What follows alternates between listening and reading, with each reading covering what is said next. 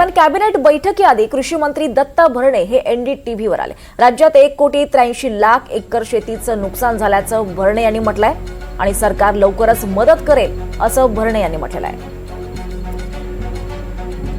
त्यांच्याशी संवाद साधला आमचे प्रतिनिधी सागर कुलकर्णी यांनी।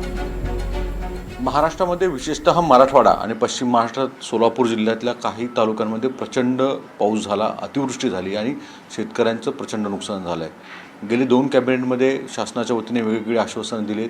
आज राज्य मंत्रिमंडळाची बैठक आहे। आपल्यावर राज्याचे कृषी मंत्री दत्तात्रय भरणे आहेत।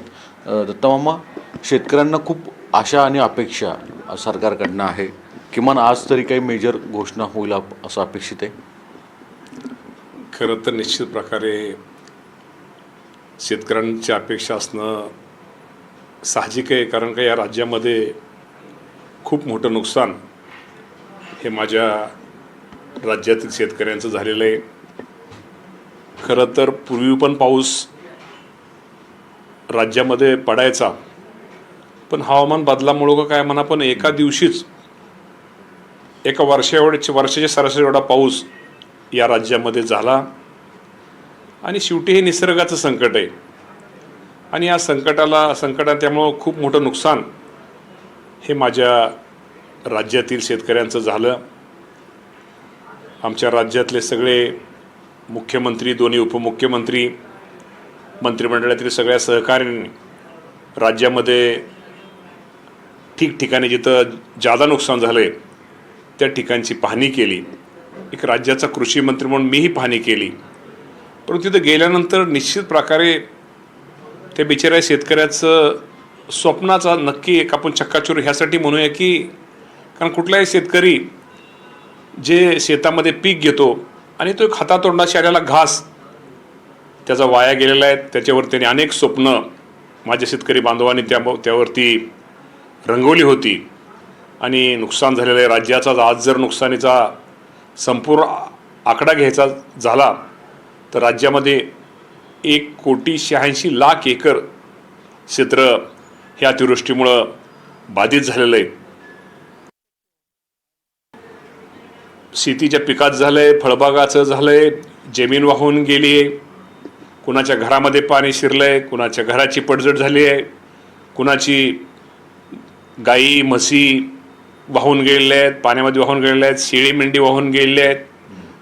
म्हणजे मनुष्य हानी पण काही ठिकाणी मनुष्य पण वाहून गेले आहेत। त्यामुळे खूप मोठं नुकसान या राज्यामध्ये माझ्या शेतकऱ्यांचं झालेलं आहे। आपण जो प्रश्न विचारला, आपल्याला माहिती आहे की मंत्रिमंडळामध्ये सगळ्यांनी दौरे केलेत आणि दौरे केल्यानंतर जून, जुलै, ऑगस्ट, सप्टेंबरपर्यंतचे जे पंचनामे, ते पंचनाम्याचं जे शेतीचं नुकसान झाले त्याचं पंचनाम्याचं काम बऱ्यापैकी पूर्ण होत आलेलं आहे। परंतु नुकसान जे झालं जास्त सप्टेंबरमध्ये झालं आणि सप्टेंबर महिन्यामध्ये जे नुकसान जास्त झालं त्यामध्ये त्याचे पंचनाम्याचे काम अजून काही ठिकाणी अपूर्ण आहे। पण युद्ध पातळीवर आमचा कृषी विभाग, आमचा महसूल विभाग, ग्रामविकास विभाग हे युद्ध पातळीवरती हे सगळे आमचे अधिकारी तिथं काम करतायत। पावसामुळं अडथळा येत होता, परंतु आता पावसाने उघडीप दिलेले आहे, त्यामुळे येणाऱ्या 8 ते 8 दिवसामध्ये ते सगळेच नुकसान भरपाईचे पंचनाम्याचं काम हे पूर्ण होण्यासाठी सूचना आम्ही मुख्यमंत्र्यांनी, दोन्ही उपमुख्यमंत्र्यांनी इथं सर्व कलेक्टरांना दिलेलं आहे। लवकरच याची माहिती येईल आणि येणाऱ्या, तुम्हाला माहिती आहे की अमित शहा साहेब हे परवा नगरला आले, अहिल्यानगरला आले होते आणि अहिल्यानगरला आल्यानंतर त्यांनी तिथं आपल्याला एक आश्वासित केलेलं आहे की निश्चित प्रकारे अडचणीच्या काळामध्ये शेतकरी जो संकटात सापडलेला आहे या शेतकऱ्याला केंद्राच्या माध्यमातून भरीव अशी मदत दिली जाईल। या बाबतीमध्ये मुख्यमंत्री आणि दोन्ही उपमुख्यमंत्री यांची बैठक ही झालेली आहे, अजूनही त्यांच्या चर्चा सुरू आहेत आणि येणाऱ्या लवकरच निश्चित प्रकारे आज जो माझा शेतकरी अडचणीत आलेला आहे त्या अडचणीत आलेल्या शेतकऱ्याला केंद्र सरकारच्या माध्यमातून भरीव अशी मदत मिळेल अशी आपण अपेक्षा व्यक्त करूया।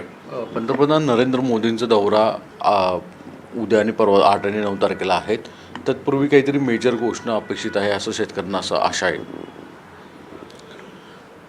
अपेक्षा करायला काय, शेवटी अडचण नाही, लवकरात लवकर ते उद्या होऊ शकते, 8 दिवसांनी होऊ शकते।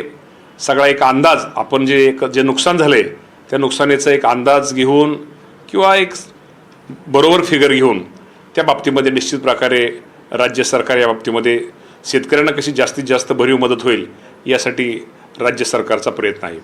मामा यावेळेस गोळ्यात पुढच्या